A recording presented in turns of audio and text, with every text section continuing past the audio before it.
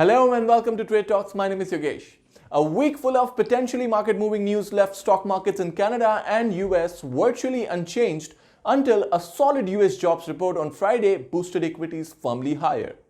Highlights included a Brexit extension, first optimistic and then pessimistic reports on China-US trade negotiations, the cancellation of this month's Asia-Pacific Economic Cooperation, which is called the EPIC Summit in Chile, where Trump and China's Xi Jinping had hoped to meet.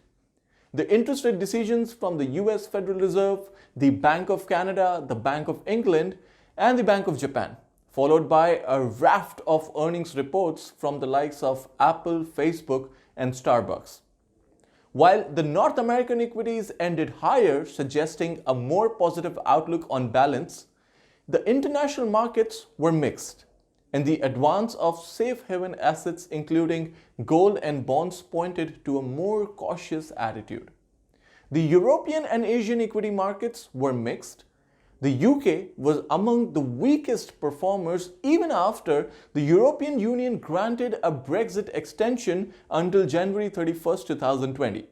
Now that removed the threat of a no-deal Brexit this week.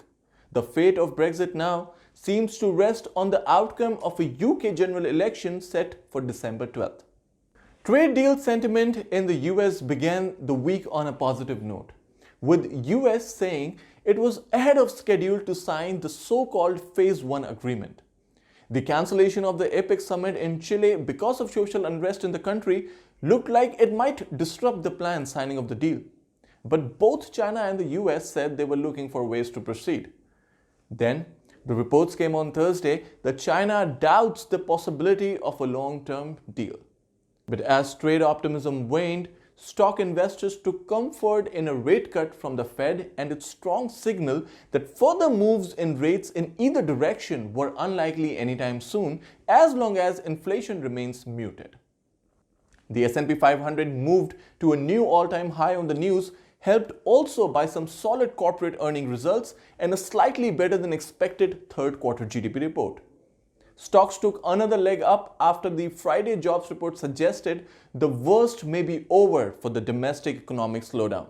Now, my advice to the investors: diversify your portfolio and keep a really close watch on the earnings season and the US equity markets, because now could be the time to enter the US markets to capitalize on the historical trends. Did you know that since 1950, S&P 500 index has gained an average of around 7.2% from November through April when compared with 1.5% from May through October? Interesting, isn't it?